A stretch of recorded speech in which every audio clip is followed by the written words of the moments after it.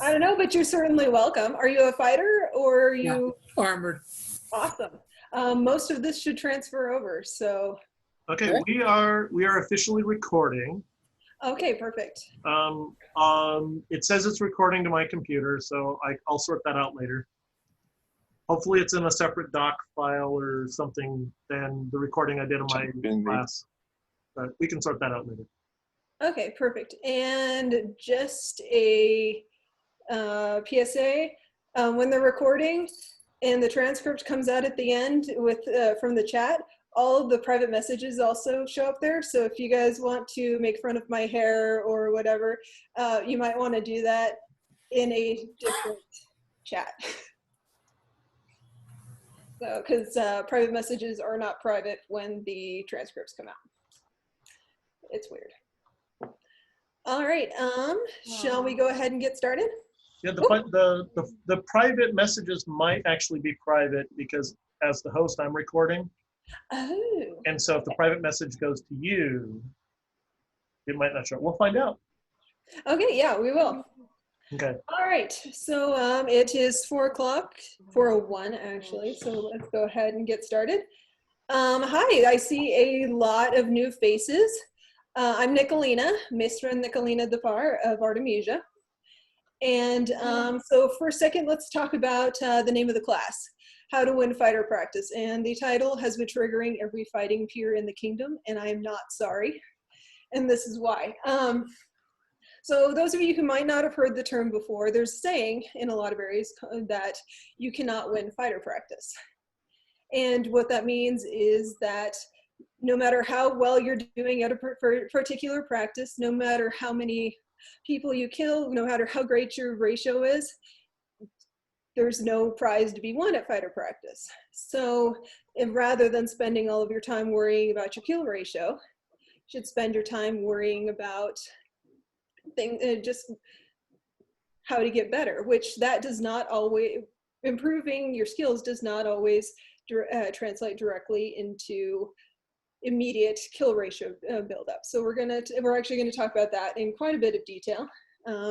My cat Tux is insisting on being present apparently, so he might be coming in and out of the camera. And so what we're going to be talking about is how we can win fighter practice. What we can, because I consider he who makes the most progress, who learns the most, is the one who wins fighter practice.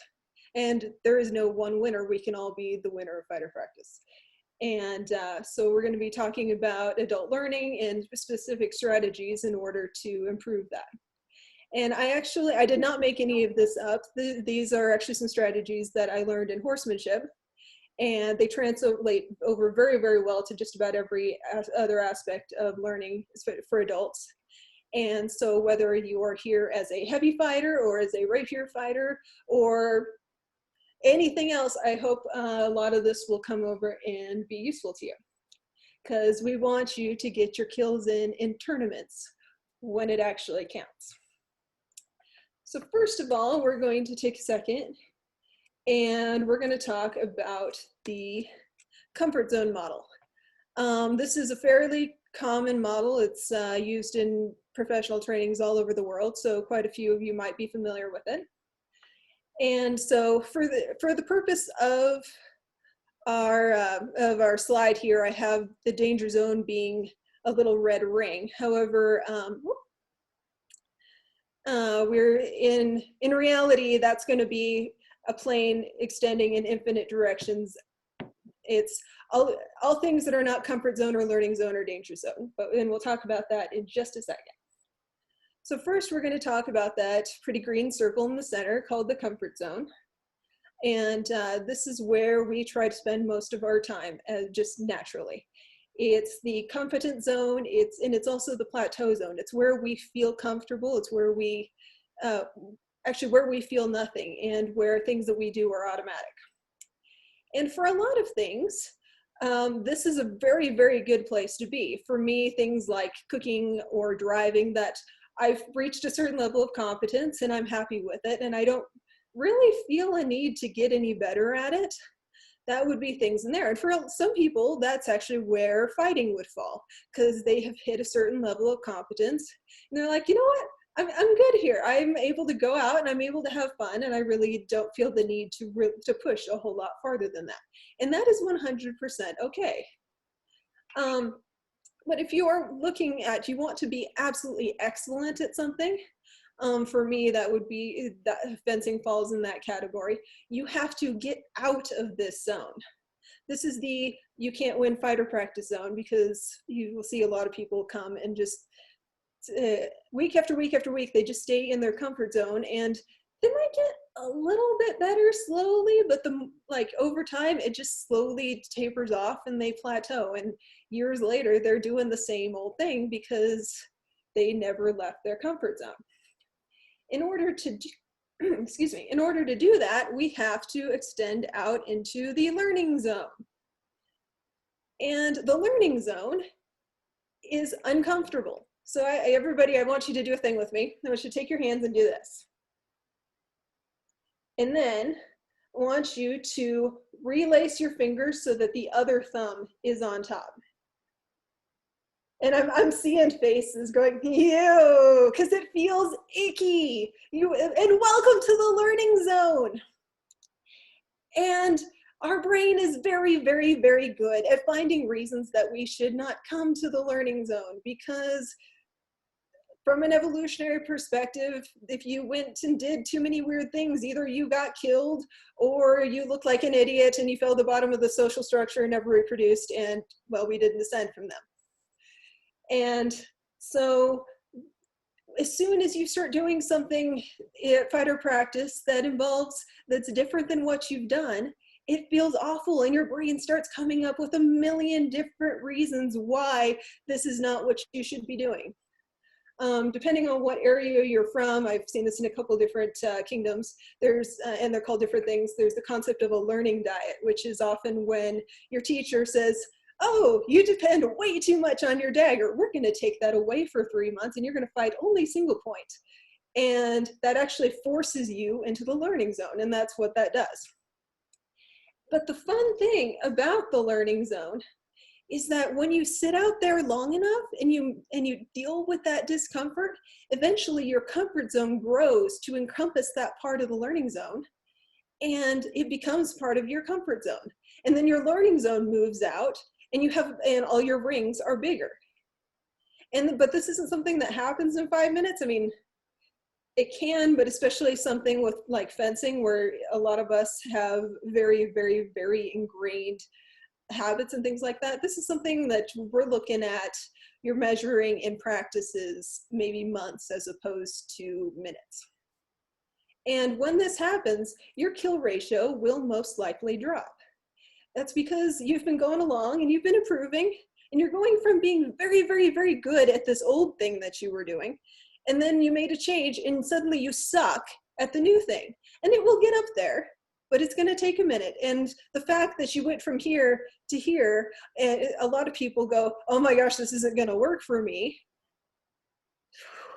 Give it a second, give it a couple of practices, and see how it works. And especially if you have a very trusted instructor or a very trusted authority that this is where you want to go, you might have to stick with it a while before you start feeling as good and actually are able to see the improved results of the new activity as opposed to what you were doing before. And as soon as the new thing goes from the learning zone to the comfort zone, which at that point, it would be like if you consistently laced your hands the opposite way of what you're used to, eventually you'd be like, I can't even remember which way it was, or even the other way starts to feel weird. And that's when you're in the comfort zone. And I will note that just because you're doing something and it feels weird doesn't necessarily mean that you're learning the right thing. So make sure you're working with your instructor or consulting your book or whatever, maybe making small changes to try to see what feels best, because it's possible that you're also not doing the new thing right. So that's probably obvious, but it's a no. Okay, and finally, we're going to talk about the danger zone. The danger zone is when you have gone too far and your confidence and or body is in danger of getting damaged. And this can be physically or mentally. Perhaps, say, if you were new to Italian rapier, you weren't quite ready for a full stretched out capo ferro lunge. If you haven't been lunging very often, your body probably isn't.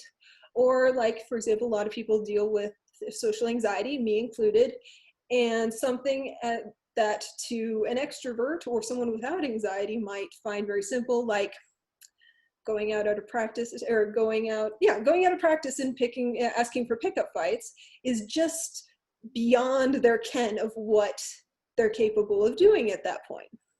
And so things like this are signaled by a strong body reaction.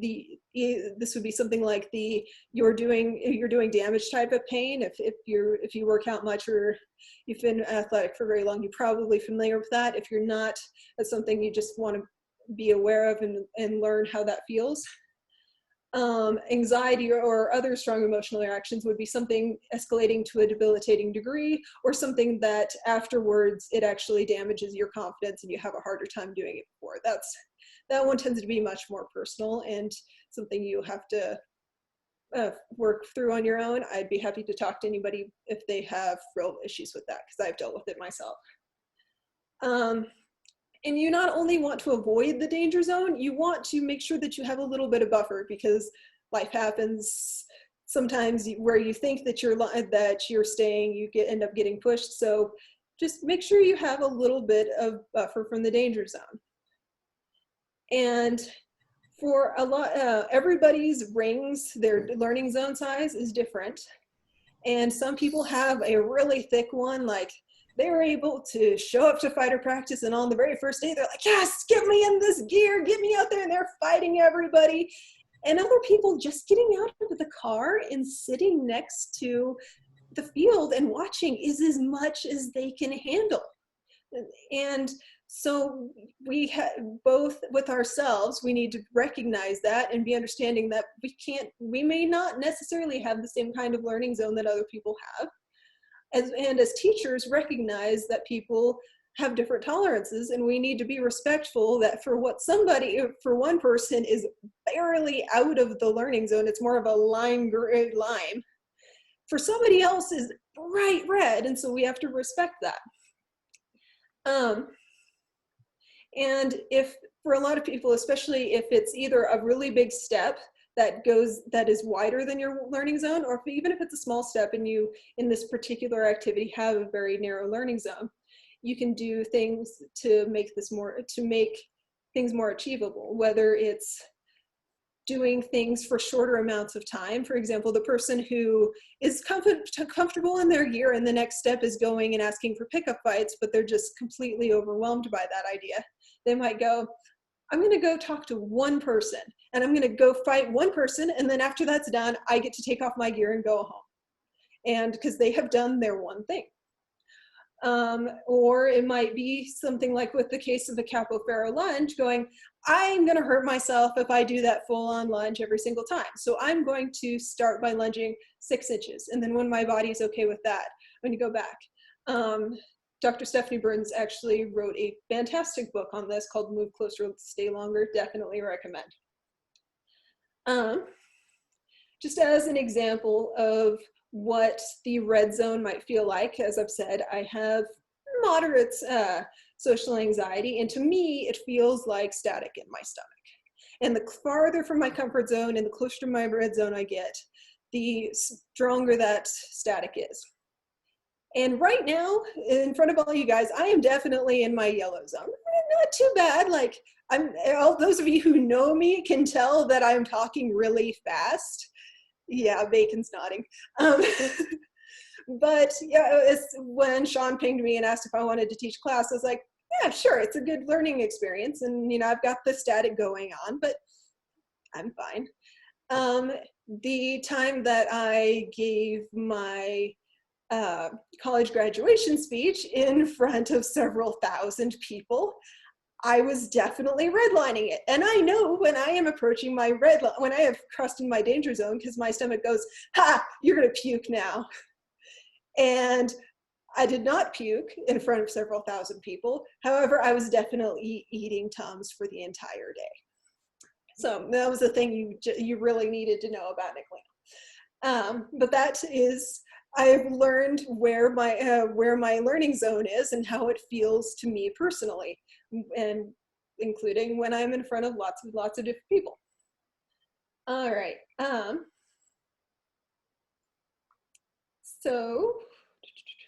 Oh, now we're gonna go pick on a younger version of me. Right. So story time. This is me, I think 5 years ago, a completely different set of gear. I think that was a crown tourney. I don't even remember who I'm fighting, apparently not Master Turi. And I would love to say that I was lunging in this photo. I was not. My stance was actually 24/7, standard on guard. My stance was that wide. And I had every excuse in the book as to why I needed to fight that way. And I hesitate usually to use the term excuse, except for when it was me, in which case I will wholeheartedly say, yes, that was an excuse. I had the whole, I have really wide hips, so I need to have a wider stance to be more stable. I don't know. Or it made me feel more aggressive.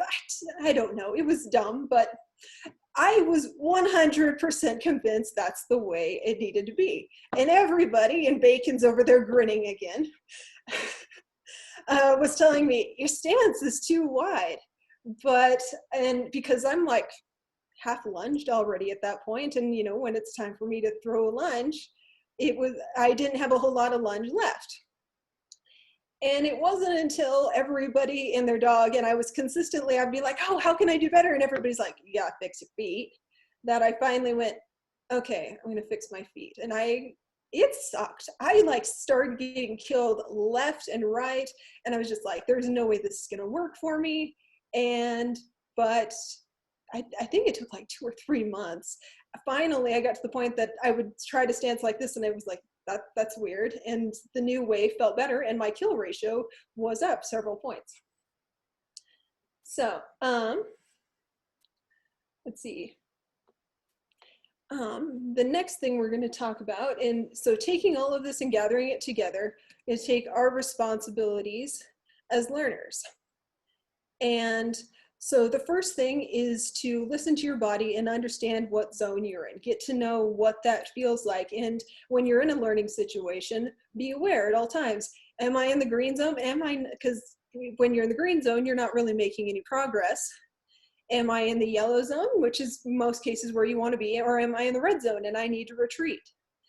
And your second job is going to be protect your health and your confidence. It doesn't matter who it is, whether it's the biggest hotshot mod in your kingdom telling you to do something. If you feel that you are in the red zone, your body, your rules, so you get to shut them down.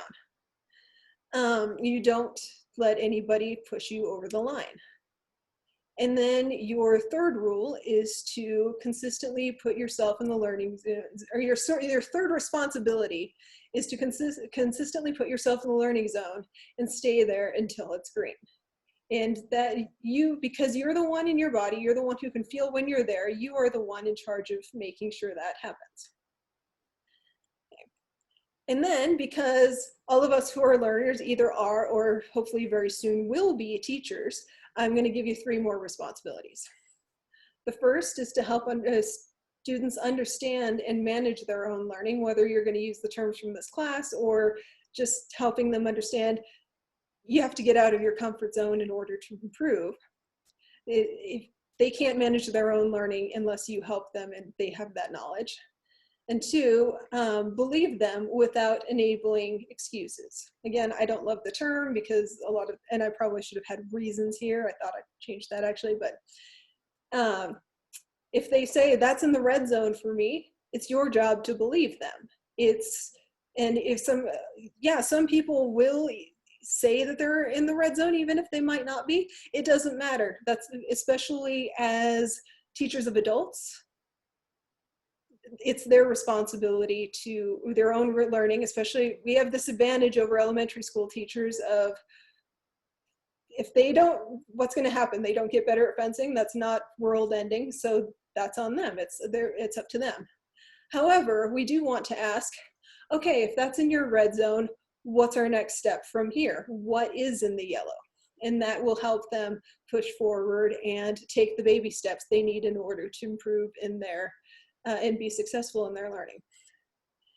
And finally, facilitate their success by making sure they're learning the right thing and it's the most productive thing to learn at the moment. I did not want to learn how to fix my feet. I wanted all sorts of other cool stuff, but the local teachers were not having any of it. It was, no, we're not going to tell you about any of that until you fix the thing that you need to fix right now. And also, when they're coming to you and saying, this feels really awful, maybe there is something, they're trying the right thing, but there's something about it that they're not doing right. Maybe their shoulders aren't lined up and it's making it painful, whatever. So work with them to make sure that they have as much success as possible. All right. And I'm seeing lots and lots of messages here. All I'm seeing is the notifications, so if you really need to tell me something, you might need to speak up. Yes, Gillian. Yeah, just remind everybody, because we've got about 15 people here, hop over to the chat line, select the Google Docs, and put your name down for the roll for the class. So if you want to make sure your name's on the roster and all. So, because I popped over there and 3 people had done it. So while we're listening, if you can, that'd be great. Thank you. Perfect. Do we have any questions right now?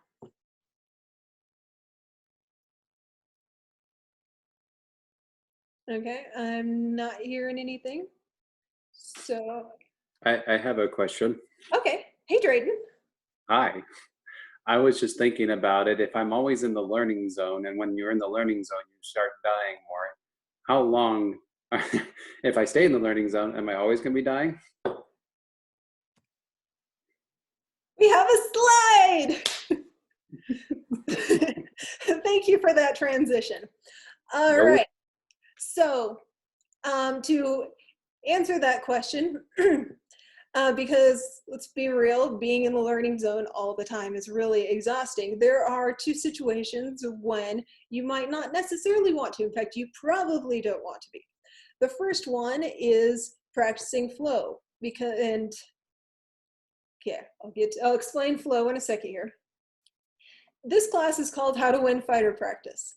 It is not called How to Win Tourneys. Because in order to win tourneys, you want to be in your comfort zone. Because as we talked about at the beginning, that's your automatic, don't have to think about it, just doing what you have trained your body to do. And that is exactly what you want to be doing in a tourney situation. And so flow is that tourney mindset, that tourney brain when you're just in the zone. You don't have to think about it. You have trained your body and your mind and you just go. And that is, for a lot of people, something very, very natural. And for a lot of people, it's something that needs to be trained very carefully. I did not default to that. So that is actually something I have to work on quite a bit. Usually about a month before a big tourney, I will actually go, okay, it's time to start going back into my comfort zone. And I've had the car, I've had the race car in the garage for the last 3 months. Pieces of it have been all over the garage, and you know what? That's fine, because that's how I was fine tuning everything. I was cleaning everything, and yeah, I can't expect something to go. I can't expect to win a race when the chassis is over here and the engine's over there. But about a month before a tournament, that's the word. About a month before a tournament, I go, okay, it's time to start getting everything together, get it out of the garage, and just start doing test drives on the track. Does that answer your question, Drayden? Absolutely. Okay, perfect. But the problem comes when people keep just staying on the test drives after the tourney because you are going in circles. And then the other time that is completely valid, and I would even recommend, is just like at work. Sometimes we need mental health days. Sometimes life is crap, or we've just been pushing so hard that we just want to go fight, and that's okay, so long as we recognize I am not actively improving today. Today is just a mental health day, and sometimes that's actually when all the pieces that you've been working so hard to get to fit together just cha-ching and go together. But so it's definitely a good thing to have. And but the thing to remember is, if you are feeling comfortable and competent, you are probably not improving, which is the sucky part. All right, any other questions?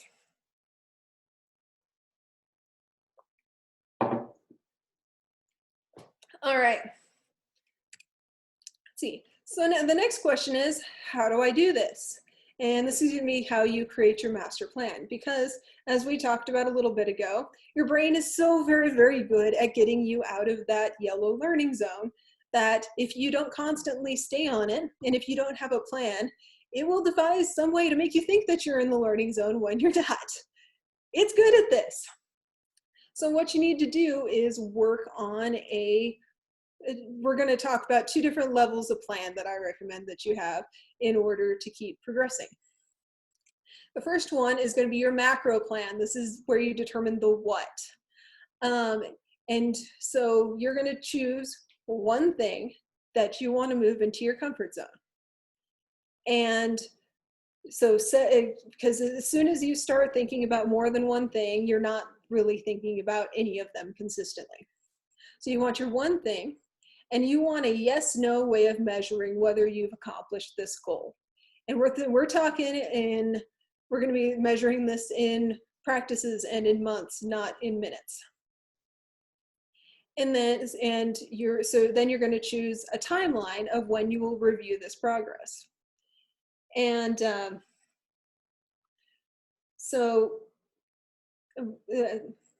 let's say that I decided that I wanted to get better fighting left-handed. I would say, okay, I want to be better at fighting as a lefty, and I will say that I'm defining better as I win at least 50% as much with my left hand as I do with my right hand, which it doesn't necessarily mean that I have to be winning any X amount. It's just, it has to be comparable to what I've been doing, or it's comparing to my own skill. And in a month, I'm going to go talk about this. I'm going to show my teacher, see what they think. And if it's now in my green zone, I'm going to go choose something else. And if it's not, I might adjust and see if I'm doing something inefficient that's not helping me with my goal, or I might just keep at it. And then once I know what I'm doing, then I'm going to figure out the how. And this is going to be your micro plan. And this is a clearly defined victory condition that will help you achieve your macro plan. So for those of you who might not be familiar with the concept of victory conditions, so most of us have been in one of those weirdo tourneys where that Drayden really likes to run, where it's like, they have to hit you in the left hand or it doesn't count. And they always put their hand like way the heck back there. And that is a victory condition. Unless you get hit in the left hand, it doesn't count.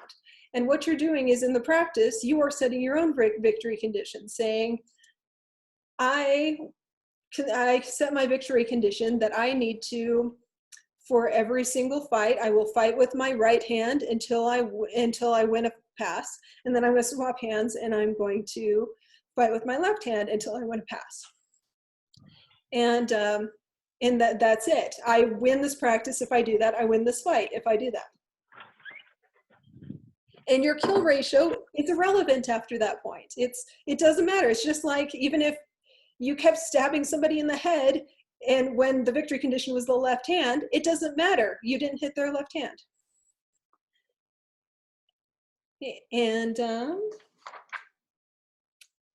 so that kind of brings me into the end of my presentation. And do you guys have any questions?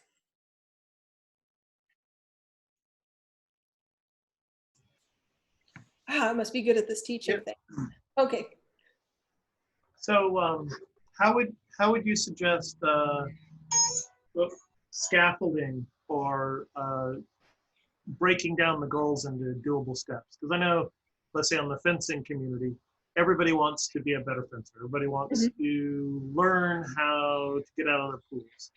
So how would you suggest tackling practices and lay out a roadmap that would take us to, let's say, that sort of general goal of doing better in the tournaments? So I'll share what I did and what I have done for the last couple of years is so when I didn't really have a thing that I knew what I was working on next, very often this was like the practice right after Kingdom Rapier Championship where I'd been polishing and polishing. It's like, okay, now it's time to put the car in the garage and take it all apart. I would fight a lot of people whose opinion I really respected and just and every single time say, okay, what can I do better? One of my favorite things to say was, if you can wave a magic wand and fix one thing about my fight, what would it be? And that really helped narrow down. Bacon's nodding because he's definitely heard this. We can really narrow down this one thing. And especially if I get the same thing from a couple different people, or one thing will resonate stronger than the other things, I go, okay, that's my new thing. And depending on how long that's going to, or how difficult it's going to be, how foreign it is to me, I might have talked to my teacher about it, or maybe I would just go, okay, I'm going to work on this for the next month. And then I would figure out how I'm going to do that. If it's something like, I need to extend my range, I really am not doing a full lunge, I would go, okay, I'm going to try to extend my range by 6 inches, so in the way you do that, make sure that you're doing it on the fly, is you practice it at home. So when I'm drilling in my basement, I'm going to set tape on the carpet of where my usual lunge is and then where my desired lunge is. And then depending on your schedule and whether you learn in big sessions or little sessions better, I tend to learn in little sessions. For me, I would go out there and every single morning right after breakfast do 20 lunges on that, and then I'm done.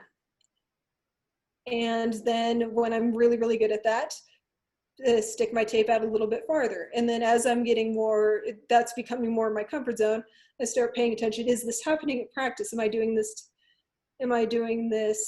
without having to think about it? I might do something to figure that out. And then at which point I can reassess, or if that's not working, I go, okay, I need a different method, and I fix that. Does that answer your question?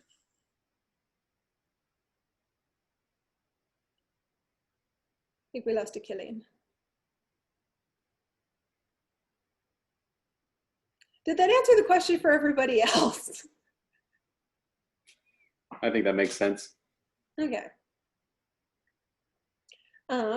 I intentionally left a whole lot of time for discussion because the other times that I've given this class, there were like, we went overtime in the discussion, so please don't hold back. Otherwise, we're going to be done like 30 minutes early. Nicolina, this is Sean. Hey. Hey, I've got a question that comes up often when I have this discussion that like your input on as well. Mm-hmm. So there are two common problems at either end of this spectrum. Mm-hmm. One is, what do you do when you are clearly, with all humility, when you are the best fighter at your practice? Mm-hmm. What do you do to get the practice that you need, rather than just spending all your time teaching? Because, you know, even if you're the best person at your practice, you still need your practice. Yeah. And the other side of it is, how do you deal with being a newer fighter or a lower caliber fighter when you are at a practice like we have in Loch Ellen, where you have some of the best fighters in the kingdom, and you are, you know, you're kind of on that lower end of the spectrum? How do you deal with, you know, again, those victory conditions, and how do you deal with the perception that you're not getting any better because mm-hmm. of the caliber of fighter that you're in? Yeah. Okay. So we'll talk about the first one. And I actually had this problem for quite a few years when I was in the Outlands, because I was in a very, very small practice of 3, and it's very easy to be the best out of 3. And one, unless you happen to be the best fighter in the whole world, and that might be a problem you have, Sean, it's not a problem I have. Well, I'm working on it, but I still got some work to do there. There is always somebody better, and even if they're not at your practice, it's something you can talk, you can reach out, and like, even if you have to go to Penzic or just talk to them, talk to somebody that you really respect on the phone, things like that, in order to find, okay, what is this little tiny thing that I can still stand to improve upon? Because I mean, we all know that there's always something, and and how do I do it? Then sometimes being the best around sucks, even though all the rest of us are good.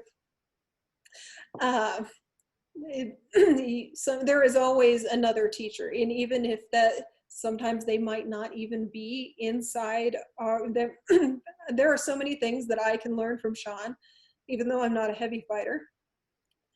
And so they might not actually be things within my own discipline, like, and so many things, this class is a good example, are things that transfer over.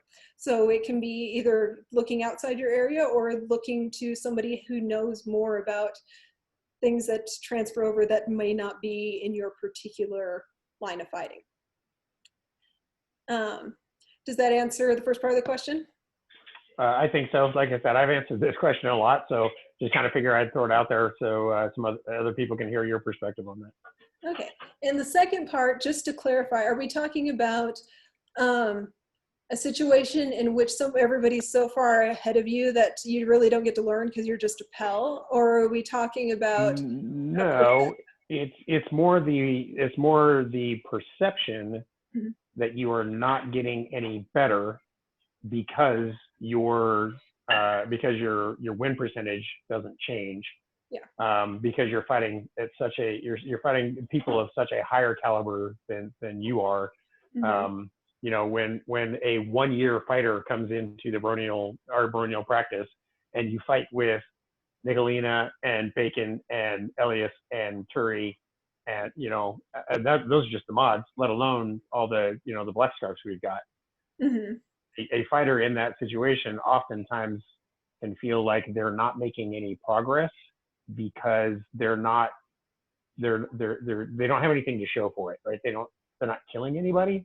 Their body count doesn't change, and so they have this perception that they're not getting any better.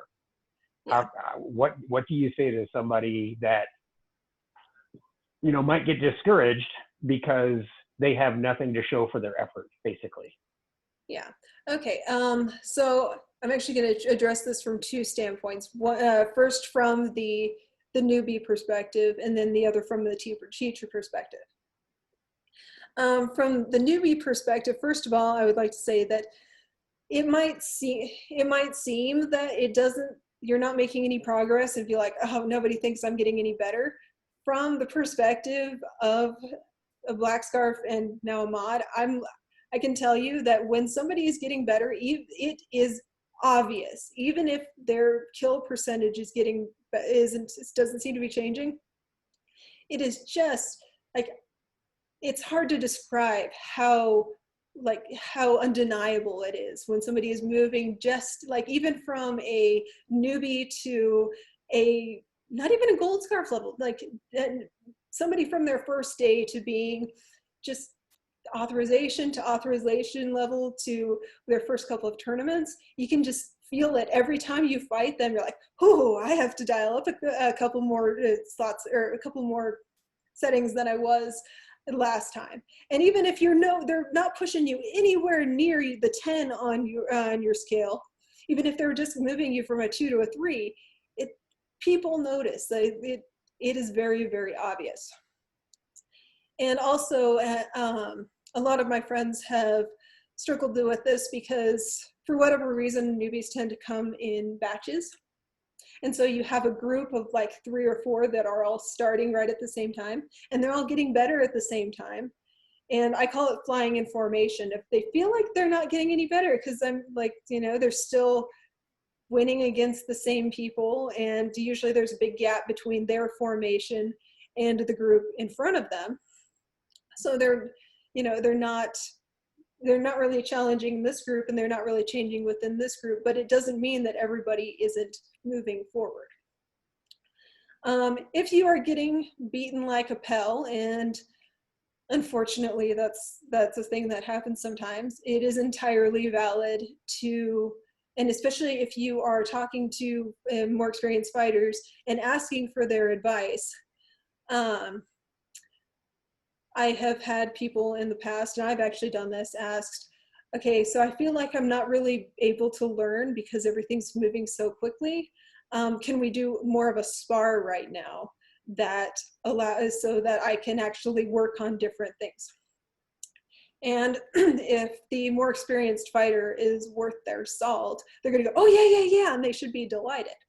And that, which is bringing us to from the more experienced perspective of, if you are just absolutely pounding this person into the dirt, stop it. You made your point, duh. And you should be bringing your fight down and choosing something that they can be getting better at. And when they do that, they should be beating you.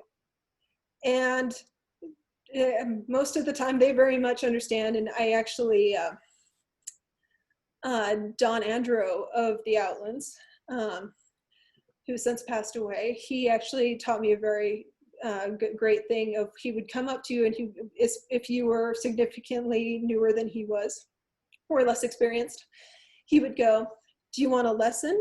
Do you want to spar, or do you want to fight? And a fight was, he just turns on the turning mode and goes. A spar was, he was dialing down to your level, and if you were learning and improving through the courses of the fight, then that's when you started to win. And a lesson was more of a very hands-on, more of a drilling, lots of talking sort of thing. And whether you use something like that specifically, I don't always do exactly that, but I keep that in mind of knowing which of these three I'm doing. I want to add to that. Absolutely.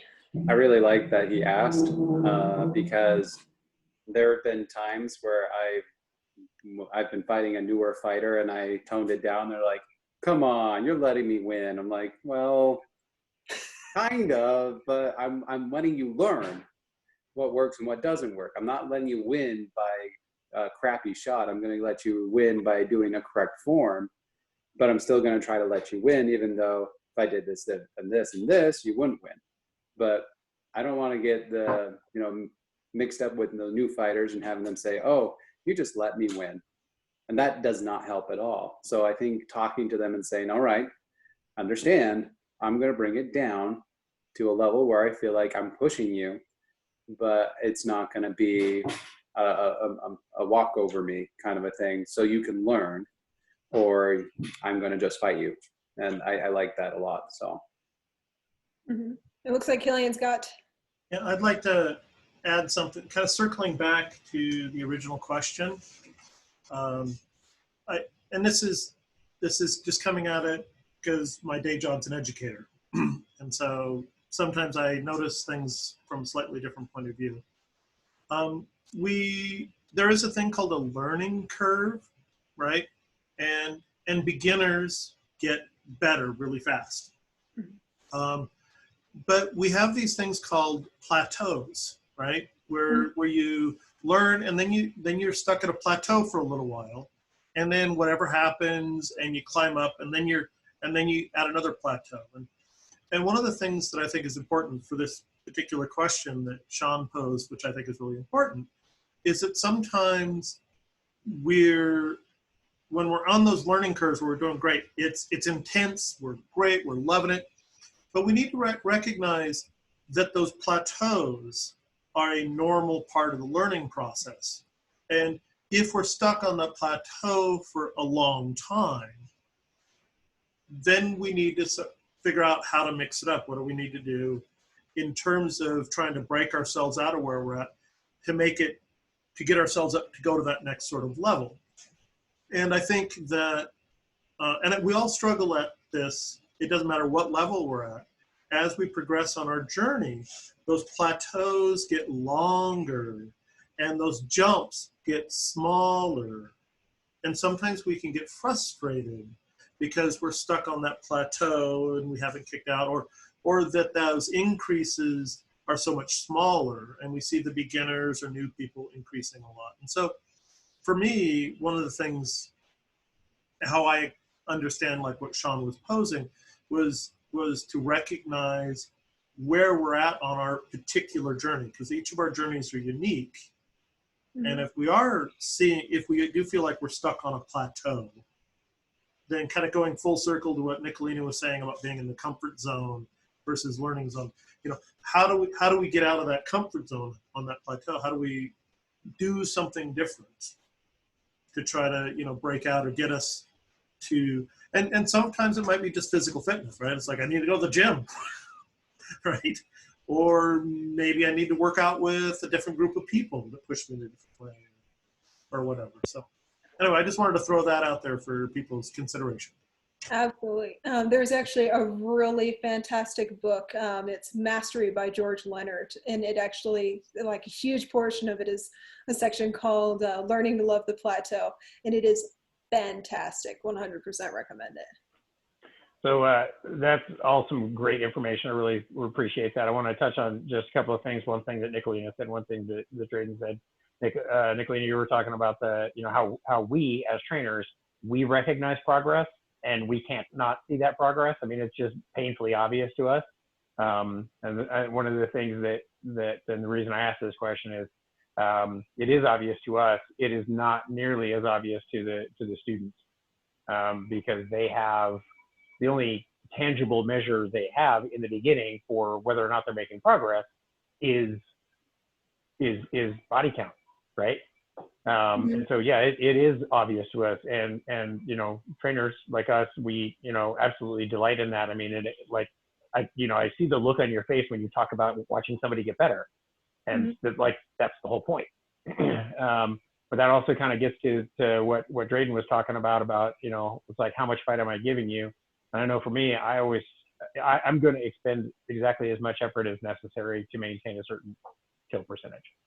And, typically I will just try to fight just a step above where that student is. So yeah, I'm not blowing their doors off, but I'm not letting them win either, right?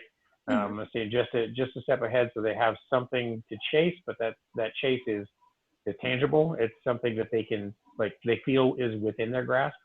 And for me, the answer that I usually give people for like how to deal with not feeling like you're getting any better is, if you're coming from a group like we have in Luxellen and you don't feel like you're making improvements, go to another group.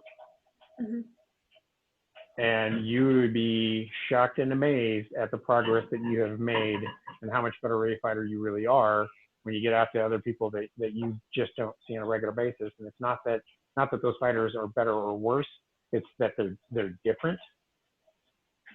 And so, yeah, if you send them out to another group and let them, that's going to be where they're going to find a little success, and that's encouraging. Yeah, absolutely. Yeah, thanks for taking the time.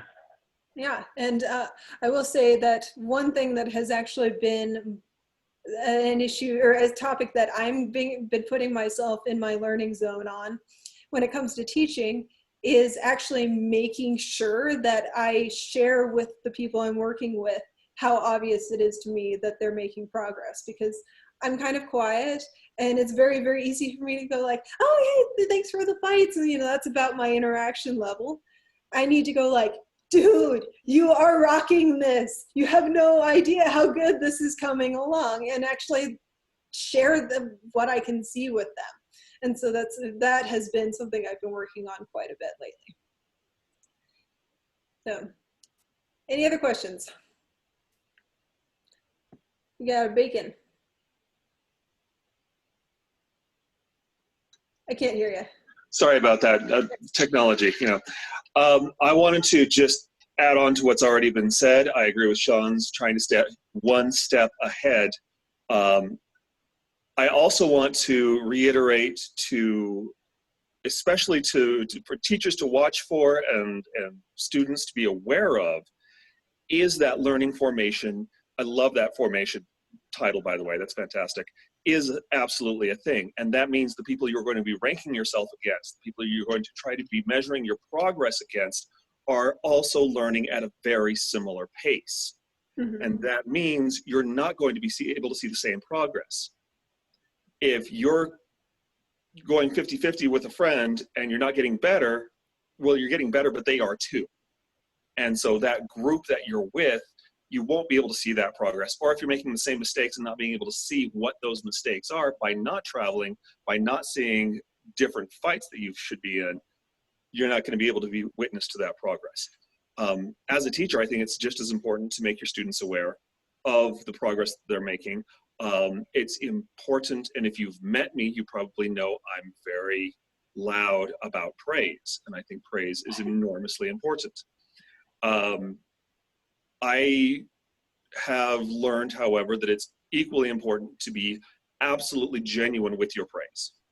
If you praise openly and frequently, people are going to think that you are just trying to manipulate, that you are just trying to be nice, that you are not being sincere. So pick your praise very specifically, very particularly, and make sure it's genuine. Speak from the heart when you're telling someone, this is what you did well. It's not just, hey, that was a great fight, you're improving. End of story. No, it cannot be that, because that doesn't mean anything other than I had a fun time with you. When you say, your blocks are looking much better, I can see you're blocking the line better, that's fantastic, keep up on that. However, also be aware of this. They know, hey, I'm doing something right. I am continuing with this. I have a strength that I can build upon. This is something I've worked towards. This is something I can be even better at still. They have a tangible example of what they're doing right, as well as things to watch out for. Give them the pitfalls, but be generous with, okay, this is what you're doing right. Your football, if their footwork is looking fantastic, don't make them work on their footwork. But let them know, hey, your footwork is fantastic. Here's why. Here's what you were doing before. Here's what you were doing now. See my example, Nicolina. And be honest, be sincere, be particular, and that will help them understand that they are making improvements. Or if they have hit a plateau, maybe it's time that that plateau should be examined. Why are you at the plateau? What can you do to get past it? Is there something else we could work on in addition to what you're working on to help you get past that plateau and feel like you have solid gains, as well as continuing towards getting beyond that measure of plateau? Thank you. Yeah, thank you so much. And just one thing that actually occurred to me while you were talking was, so my formation, there was we call ourselves the Dingbat Squad of me, Raz, and Gage. I came back and the two of them started all about the same time. And our kill ratios to each other are probably about the same as they were 4 years ago. Like, it has not changed much. And we have definitely all three gotten better. But if I was just measuring myself on how well I do against Gage, I would be thinking I had the same fight that I had before I got my gold scarf. And that is, I really hope, not true. All right. Any other questions? I'm sorry if you have had your hand up. I realized I only had like 4 people showing. And now I'm not on a full gallery view so I can see everybody. Well, we've got about 5 minutes before Drayden does his class. So this would be a good spot to kind of wind this class up, and we could transition to Drayden's class. Is Drayden's class in the same room then? Yep. Perfect. So if you're staying for Drayden's class, go ahead and just stay here. We're all good. Perfect. Splendid. Makes it easy. Well, we try to do that. All right. Well, on that note, I guess if we want to keep talking, we can. But I will officially call the class. So thank you guys so much. Oh, thank you. Very wonderful class. Thank you, Nicolina. Maestra. Yeah, That's so weird. it makes me want to get down there and have you guys beat up on me and give me some good input. I need to get down. I think we all want to beat on someone right about now. Yeah, yeah. Agreed.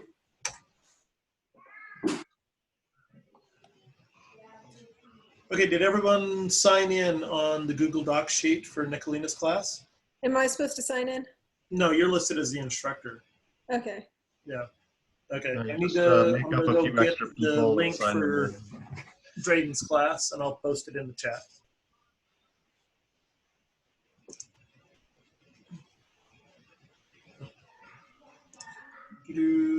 Oh, we're still recording.